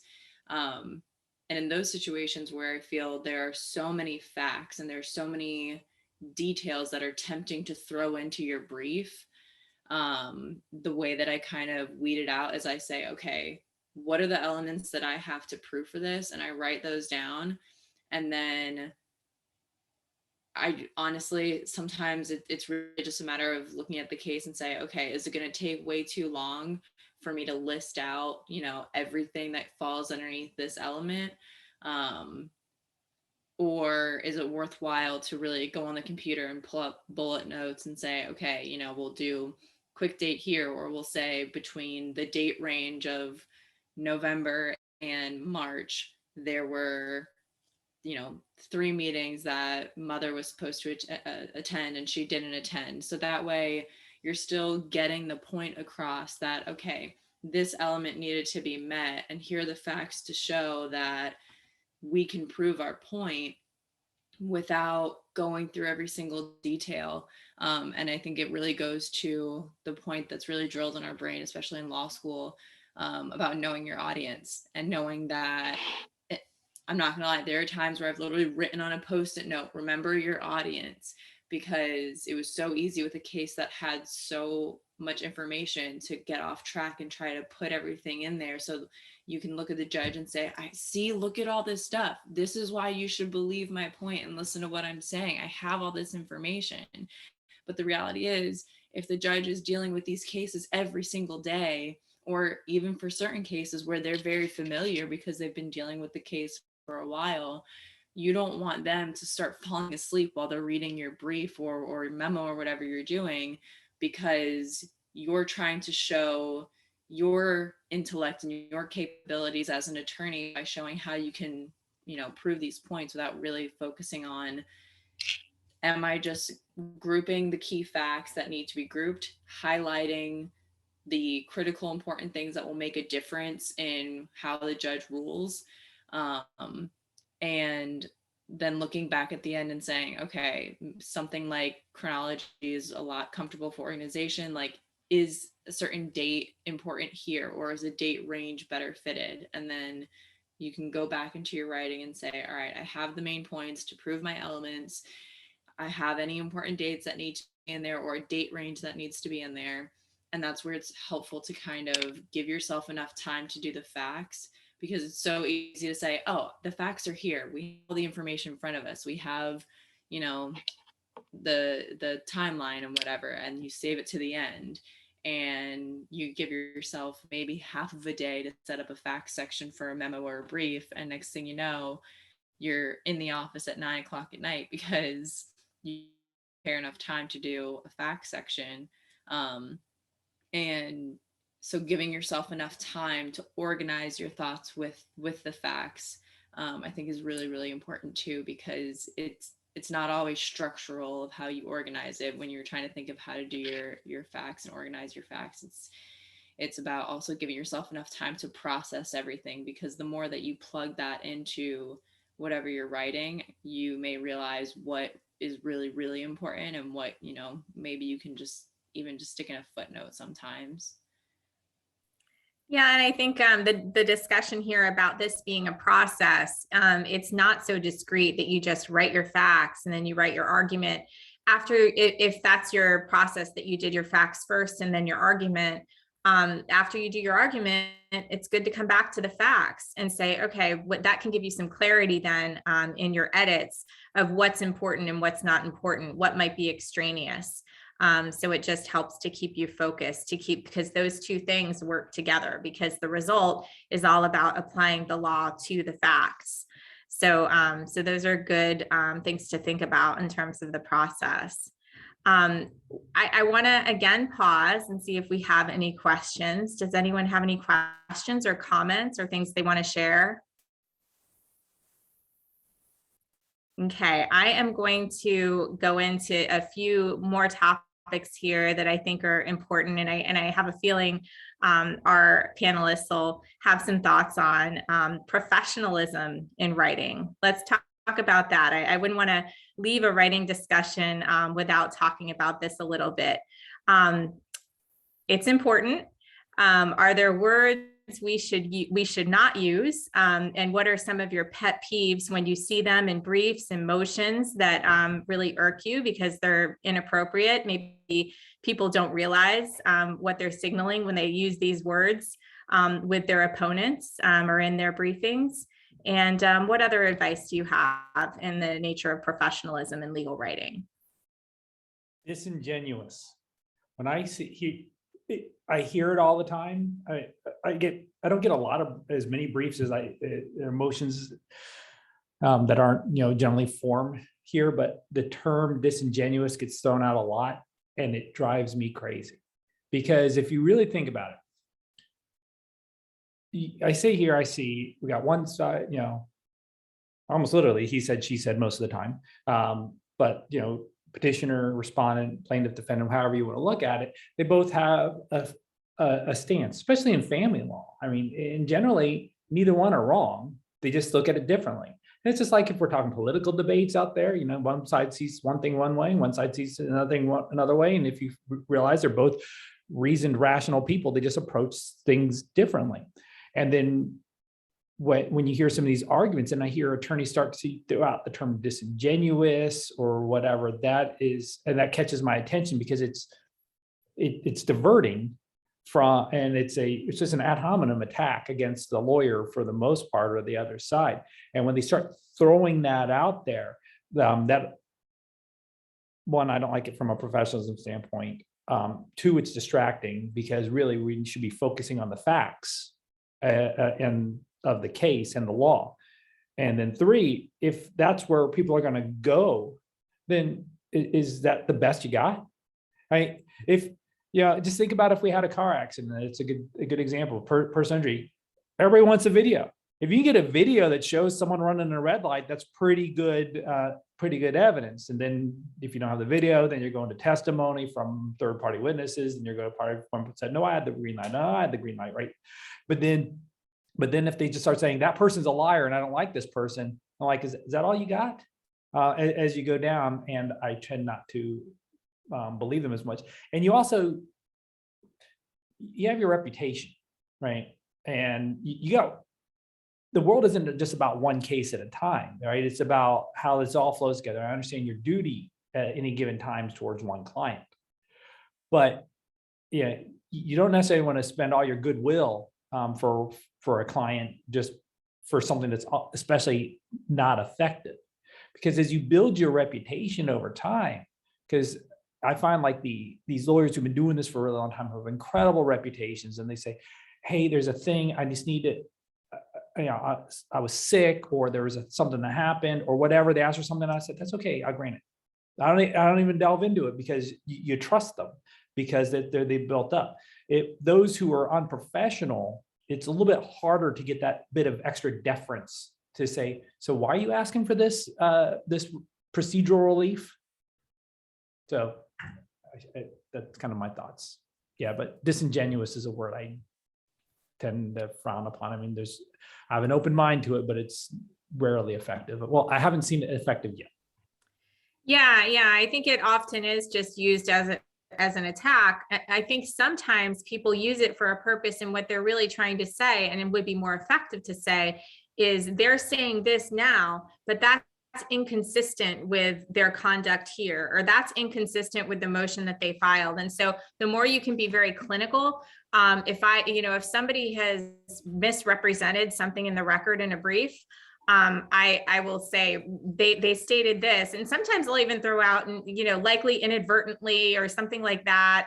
You don't want to sound like you just want it to sound appropriate. You want it to sound like you're just there to clarify and to give the court the real deal on what the record actually says. Kim, how about you? Oh, Judge, did I'm you? sorry, I just would jump in on that a little more. Yes, so the thing is, it's kind of like Tim Tebow. Right, for those who watch follow football, a lot of people are like, I don't like, some people try to hate on him, but he's such a nice guy, and he keeps on doing well. And if people are going low and you just keep on going high, you start winning a persuasion battle with that.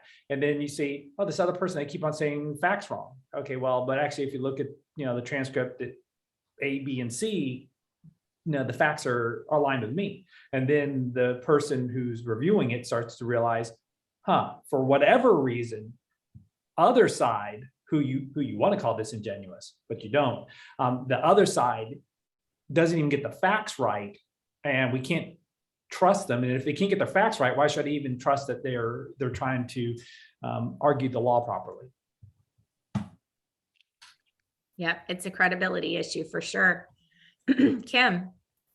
So coming from the perspective of a new attorney, I will say that professionalism was something that I was very hyper aware of, especially in the appellate field, because I learned that the way that appellate practitioners work with each other is a lot more kind than many litigators, at least in person.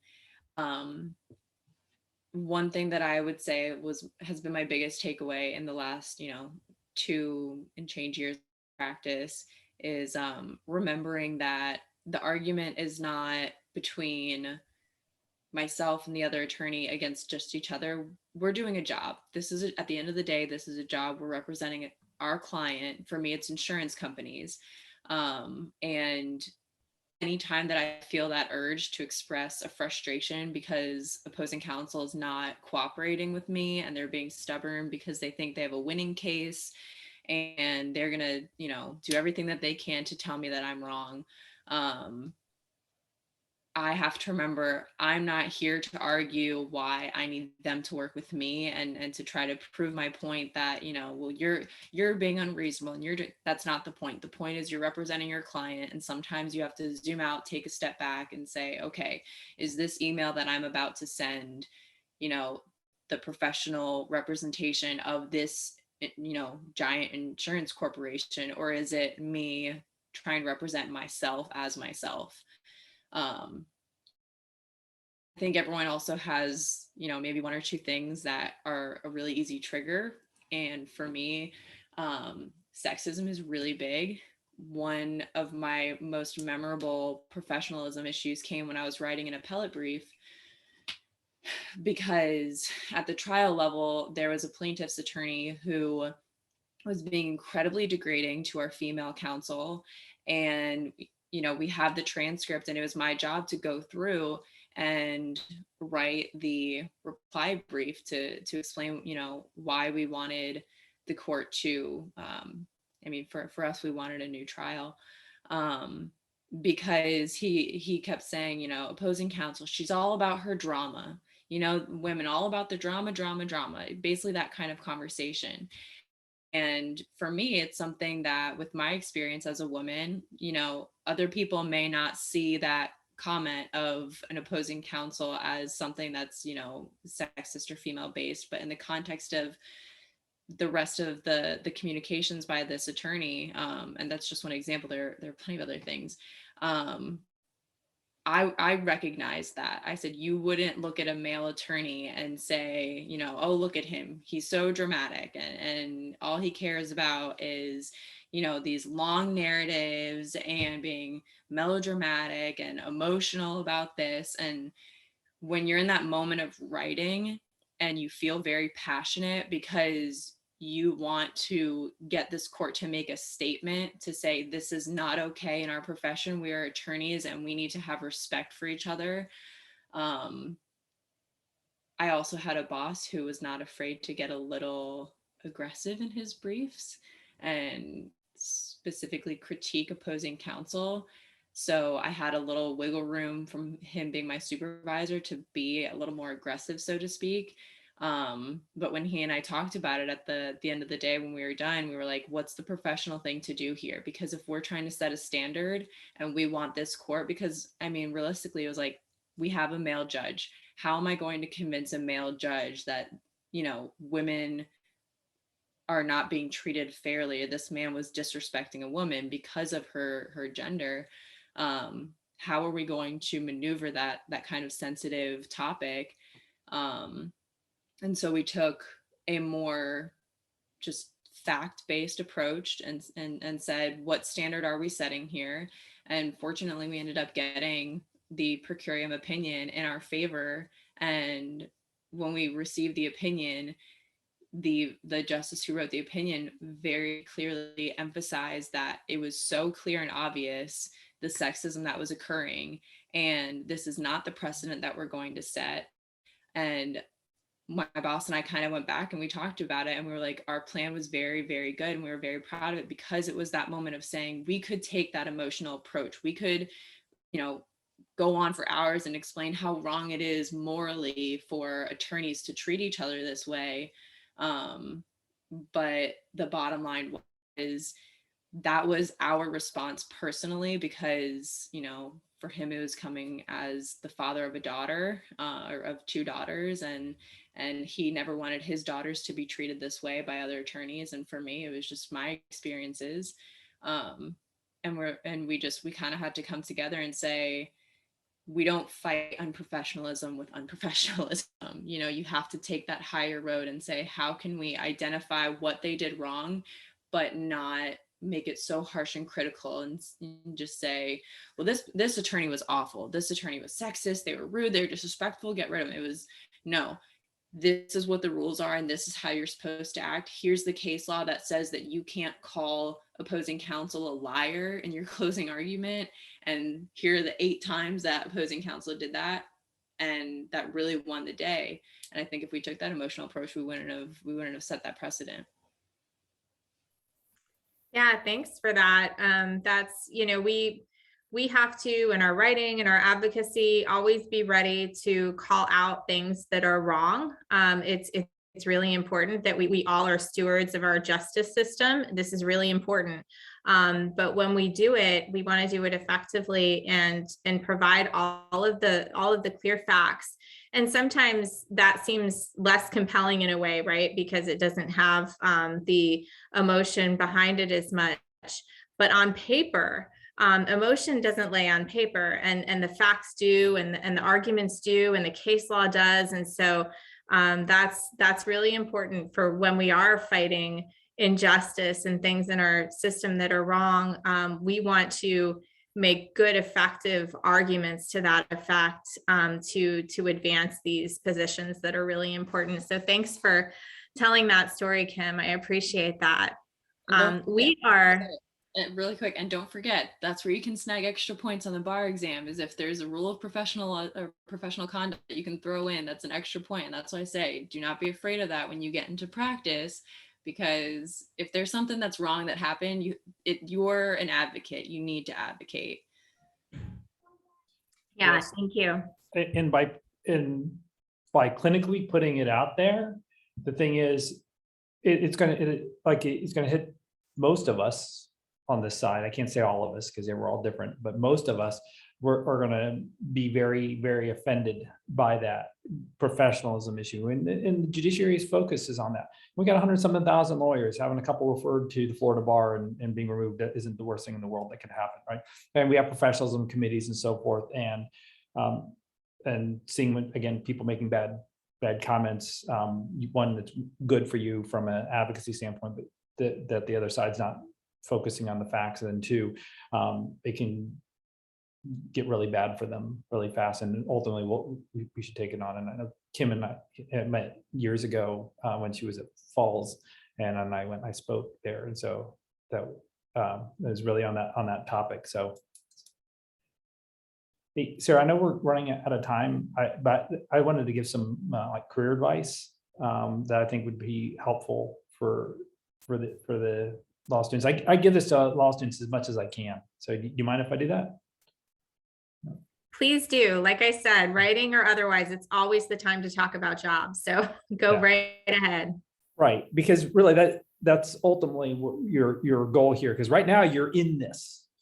I'm in law school. I'm trying to make it through the day. I remember I used to interview people for the JAG Corps, and like we had like 6 areas, and one of them was about fitness. And it was an area where you're allowed to ask about those things, which would normally you weren't. And I would say, it was very kind of bland questions, like, we have to exercise, and then we had a tight weight chart, and like, what do you do? And people would say, I'm just really busy as a law student. And so I don't get a chance to focus on those things, which it was one of the 6 fundamental factors for the particular job.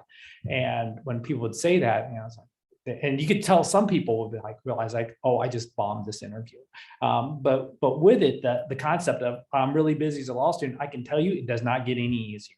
It just gets different. You get a paycheck, which is good, but ultimately it's what's important to remember while you're in law school, as you try to find all your work-life balance and all that, is you're there for looking for a job, right? So, and with that, there are things you need to do, and everyone focuses on OCI. I'm ready for OCI, but it's like applying for the one ads, right? There's an advertisement for a job out there, and I've seen on the inside, my director of HR, and I said, hey, there's this law student. I thought he was pretty sharp or whatever, and she says, and she has these stacks. She's like, oh, for this round of interviews, and there were like different piles. She's like, oh, then I'll put him on the preferred pile, because he wasn't on the preferred pile at that point. But I looked, it was like 100 resumes for 4 summer associate positions. And you think about that, and they all start to look the same. I mean, unless you've done, if you're a traditional track student, okay, you went to, graduate from high school, you did well, you went to college, you probably had some interesting things in college, and now you're in law school, and you're probably in some clubs and maybe a journal, this and that. But really, you start to look at it, they all kind of look the same and how do you pop?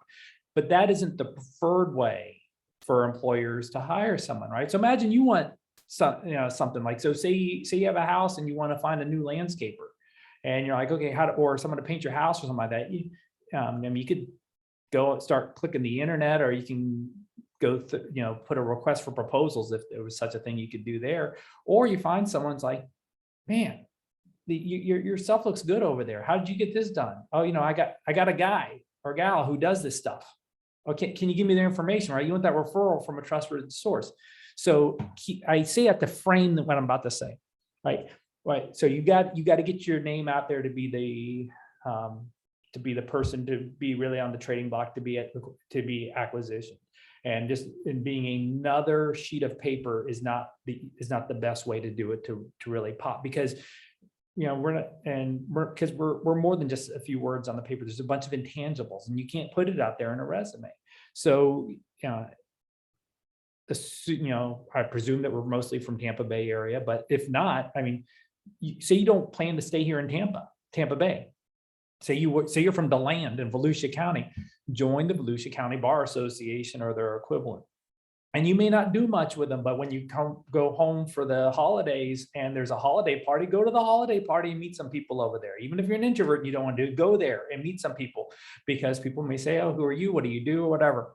That's one thing. So, right, you get involved in those things. Now, find yourself, like if you have any affinity interest, so there's an affinity group. So say you're into animals, you're interested in animals and the law. Well, there's an animal law section.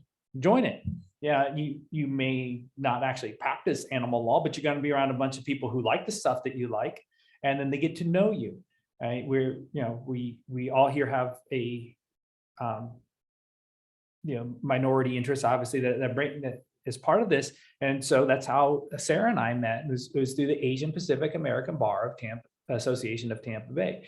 And so I say to the APALSA people, and I don't see any here, but I think Professor Harder, I saw from your something written in the Lawyer magazine. I think you have a Wen or not, someone's of Vietnamese descent. And I wanted to reach out. I almost called and said, hey, so like APABA, right? They're like, yeah, well, I'm in APALSA, I'm with the law students, but you can come out and hang out with the lawyers, right? Who are probably going to let you join for free and not pay the $30 membership, right? Because there's like law student discounts, but go for free. And everyone will be happy to say, here, let me tell you about what I do. So you go there, so you look at APABA, it's not a lot of people, but they have a couple family law attorneys, a couple personal injury attorneys. You have people in like 8 of the biggest law firms in Tampa Bay, right? So we got Banker Lopez Gassler here. We have Ackerman, Carlton Fields. We have all these big firms and people are associated with them. And you get to hang out with partners and senior associates from all these firms and hear their stories. But then when you become active with it, what happens is then they'll say, hey, we're gonna have a picnic. Like, so we just had a picnic. And I remember talking to some law students or junior attorneys, like, I don't have money to really bring a lot of stuff, or I'm not a good cook. And I'm like, don't worry about it. Those partners with the 7 or the 6-digit incomes, they're buying the food. Their firms are paying for the food. I mean, they're writing it off, expensing it to their firm. What they probably want someone is to help set up the tables, clean, wipe down things and take out the trash, right? But you're hanging out now for a couple hours with these partners who are then in the deep side of their mind, they're thinking, who do I want to hang out with 40 to 60 hours a week? Oh, and by the way, we have interests together, right? Asian population amongst attorneys is really, really small. And there's a big push to have more Asian lawyers involved in firms and hiring for diversity. And they think, and so now you have this relationship with a partner who, thing is, they know the jobs before the jobs are listed. The firms don't want to hire the same old way by putting things out there, have all these people apply, then you find the ones you like, and they say, oh, I got hired by this other firm instead, right? I mean, that's how I got my job leaving the Army, is it was military time, and former Air Force JAG who said, hey, let's have, let's go to lunch. A lot of people took me to lunch. The problem is, trying to find the right fit or whatever. He says, you sound like a litigator. I'm like, yeah, but I don't know how to market myself as a litigator. He says, we have a position opening up. Next thing you know, I'm being interviewed for it. And that's how I joined that firm and got in there. I would have never gotten that if I would have just put together a resume and applied versus having the but they were looking for a certain personality fit, right? So that's how you build those relationships and you get hired. And then when it's a lot better for you if you have a partner walking in to HR saying, I want you to look at this person. And then they talk to the other partners. Or, I mean, that's for the bigger firms. In these small firms, so say you're like there's like a 3-person firm or a 2-person firm, and they're trying to figure out how they're going to expand. Yeah, and going to someone, I think it was Cornelius's comment earlier about like looking for mentorship, right? You can go to government, which is a good thing, but otherwise, big firms are actually, part of it gets to be a bit of a machine. But like, say you go to these smaller firms, you find some of these attorneys who've been doing this for like, they're getting close to retirement, but they're well-known, well-respected names, but they don't necessarily have the energy to keep up with the volume anymore, and they get more work. And some of those may be really good on being brought into the organization. And so they bring you in, and they're going to teach you, and they're going to teach you the tricks, and they're going to teach you how to be a good professional. And with that, so I'll teach you all a bit of a trick on how to also get tied into an organization. So you start to look at, say there's like 10 attorneys working at like an in-house counsel somewhere, or like a government agency or something like that, right? You start to look at them, you figure out who's in the organization, you start sending like LinkedIns to people you may know over there, or at least people who have some interest. So you say you're a Cooley, you look for the Cooley grads, and you connect with them first, then you connect with the other associates or whatever. Some point maybe connect with the top 2 or 3 or whatever. But then kind of from an informational interview, or just say, hey, I don't really love the term informational interview. I mean, I understand its importance, but just going to coffee with someone or going to lunch, say I'd like, or I want to make an office call or something like that. I always ask the number 2. Everybody wants to talk to the number 1.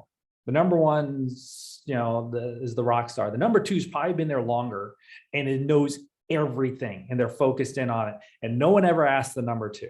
And the number 2 will tell you all sorts of things. And the number 2 is incredibly influential. And the number 2 is the person you want to go talk to. And you'll have a much better chance with that. And finally, 2 last thoughts. One's more short-term, 2 is bar prep. Do not ignore the bar prep.